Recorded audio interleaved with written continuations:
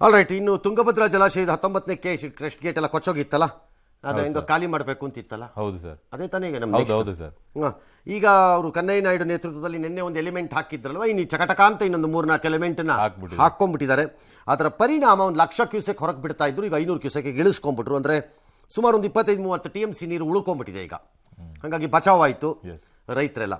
ಈ ಮಧ್ಯೆ ಒಳಹರಿವು ಕೂಡ ಸಿಕ್ಕಾಪಟ್ಟೆ ಜಾಸ್ತಿ ಆಗಿದೆ ಅಂತ. ಈಗ ಒಂದು 80,000 ಕ್ಯೂಸೆಕ್ ಕೊಟ್ಟೋಗಿದೆಯಂತೆ, 85ಕ್ಕೆ. ಸದ್ಯಕ್ಕೆ ಒಂದು 72 TMC ಇದೆ. ಬಟ್ ಇದೇ ಥರ ಒಳಹರಿವು ಏನಾದರೂ ಆದರೆ, ಮಳೆ ಆಗ್ಬಿಟ್ಟು ಇನ್ನೊಂದು 4-5 ದಿನನೋ ವಾರನೋ 10 ದಿನನೋ ಆಗ್ಬಿಟ್ರೆ ಮತ್ತೆ ಡ್ಯಾಮು ಹಳೇ ಲೆವೆಲ್ಗೆ ಬಂದು ಕೂತ್ಕೊಳ್ಳುತ್ತೆ, ತುಂಬ್ಕೊಂಡ್ಬಿಡುತ್ತೆ. ಏನೋ ಅಷ್ಟರ ಮಟ್ಟಿಗೆ ಯಶಸ್ವಿಯಾಗಿದೆ. ಅಷ್ಟರ ಮಟ್ಟಿಗೆ ಆ ಭಾಗದ ರೈತರು, ರೈತಾಪಿ ಜನ ಅಥವಾ ಬೆಳೆನ ನಂಬಿದವರು ಎಲ್ಲರೂ ಬಚಾವಾದಂಗೆ ಕಾಣುತ್ತೆ. ಒಂದು ಐತಿಹಾಸಿಕ ಕ್ಷಣಕ್ಕೆ ಸಾಕ್ಷಿ ಆಗುವುದು. ಹೌದು, ಎಸ್. ಇನ್ನು ಕೋಲ್ಕತ್ತಾ ಯುವ ವೈದ್ಯ ಅತ್ಯಾಚಾರ ಪ್ರಕರಣ ಖಂಡಿಸಿ ಇವತ್ತು ದೇಶಾದ್ಯಂತ ವೈದ್ಯರೆಲ್ಲ ಮುಷ್ಕರವನ್ನು ನಡೆಸಿ OPD ಸೇವೆಗಳನ್ನು ತೀವ್ರ ವ್ಯತ್ಯಯ ಆಯಿತು. ನಮ್ಮ ರಾಜ್ಯದಲ್ಲೂ ಕೂಡ ಇದೇ ಸಮಸ್ಯೆ ಆಗಿತ್ತು. ಕಣ್ಣೀರು ಹಾಕಿದ್ರು ಬಡ ರೋಗಿಗಳು. ಏನು ಮಾಡೋಕ್ಕಾಗಲ್ಲ, ಸಮಸ್ಯೆ ನಾಳೆಯಿಂದ ಮತ್ತೆ ಆರಂಭವಾಗುತ್ತೆ OPDಗಳು. ನಮ್ಗೆ ಕಿಡ್ನಿಲಿ ಕಲ್ಲೈತೆ ಅಂತಾರೆ, ಬೆನ್ನು ನೋವು. ಈಗ ನೀವ್ ಇವತ್ತು ನೋಡುದೆ ಅಂತ ಬಾಗ್ಲಾಕಂದ್ರೆ ಎಲ್ಲರನ್ನು ಓಡಿಸ್ಬಿಟ್ರು. ಏನಪ್ಪ ಮಾಡುದು ನಾವು? ಈಗ ನೋಡ್ಬಿಟ್ಟು ಮಾತ್ರನಾರು ಬರ್ಕೊಟ್ಟಿದ್ರೆ ಹೆಂಗಾರ ಮಾಡ್ಕೊಂಡು ಹೋಗ್ ನಡಿಯಕ್ಕೆ ಬೆಳಗ ನಮ್ಮ ಹುಡುಗ ನಿದ್ದನೆ ಮಾಡಿಲ್ಲ. ಆ ಎಲ್ರು ಕೇಳಿ ಸ್ವಾಮಿ ಕಾಲ್ ನೋಡಿ ಮಾತ್ರನಾರು ಬರ್ಕೊಟ್ಟಿ ಅಂದ್ರು. ಒಬ್ರು ಕೇರಪ್ಪ ಮಾಡ್ಬಿಟ್ಟು ಬೆನ್ನು ನೋಯ್ತಾ ಬಿದ್ದದ, ಎದ್ದೇಳು ಕಾಣಿಲ್ಲ, ರಾತ್ರಿ ಅಡುಗೆ ಮಾಡ್ಕೊ ಉಣ್ಣು ಕಾಣಿಲ್ಲ. ಈಗ ಒದ್ದಿಕ ಬೆಳಕರತ್ಗೆ ನಾನು ಮಾತಾಡ್ತಾ ಇದ್ರೆ ಎಲ್ಲ ನೋಯ್ತಾ ಈಗ.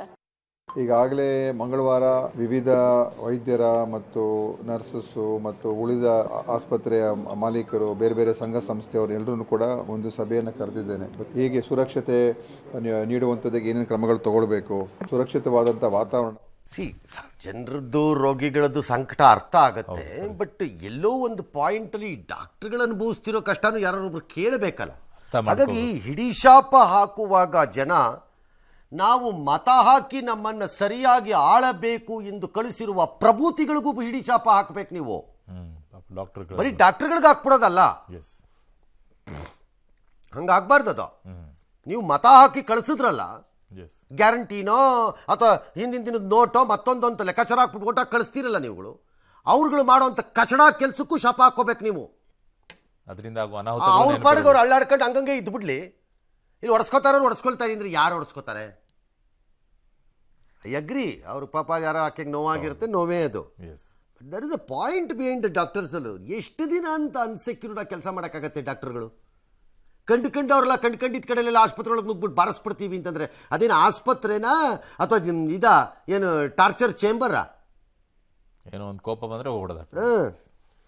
ಇನ್ನು ಈ ಅತ್ಯಾಚಾರ ಪ್ರಕರಣಕ್ಕೆ ಪೊಲೀಸ್ ವರದಿನಲ್ಲಿ ಬಿಗ್ ಟ್ವಿಸ್ಟ್. ಅದೇನೋ 150 ಗ್ರಾಮ್ ವೀರ್ಯ ಸಿಕ್ಕಿದೆ ಅಂತೆಲ್ಲ ಹೇಳ್ತಿದ್ರು. ಇಲ್ಲ, ಅದು ಗರ್ಭಾಶಯ ತೂಕ, ಅದು ತಪ್ಪಾಗಿ ಹೇಳಿದ್ದಾರೆ ಅಂತ ಪೊಲೀಸ್ ಆಯುಕ್ತ ಕಲ್ಕತ್ತಾನು. ಈಗ ಕಲ್ಕತ್ತಾ ಪೊಲೀಸ್ ಭಾಳ ಆ್ಯಕ್ಟಿವ್ ಆಗಿಬಿಟ್ಟಿದ್ದಾರೆ ಪಾಪ. ಇಲ್ಲದೆ ಇರೋದೆಲ್ಲ ಮಾಡ್ಕೊಂಡು ಹೋದ್ರು, ಮಾಡಬಾರ್ದೆಲ್ಲ ಮಾಡಿದ್ರು.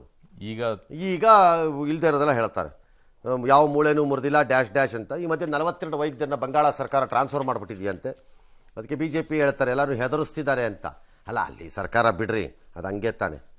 ಅದು ಊರಿನವ್ರಿಗೆಲ್ಲ ಹೇಳ್ತಾರೆ ಅಷ್ಟೇ. ಅವರು ಮಮತಾ ಬ್ಯಾನರ್ಜಿ ಗೊತ್ತಿರೋದು ಒಂದೇ, ಮೋದಿ ಬೈಯೋದು, ಇನ್ನೇನು ಗೊತ್ತಿಲ್ಲ.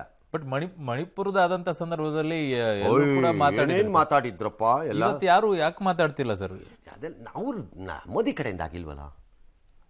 ಈ ಪಶ್ಚಿಮ ಬಂಗಾಳದಲ್ಲಿ ಅಲ್ಲಾದ್ರೆ ಮಾತ್ರ ರೀ ನಾವು ಮಾತಾಡೋದ.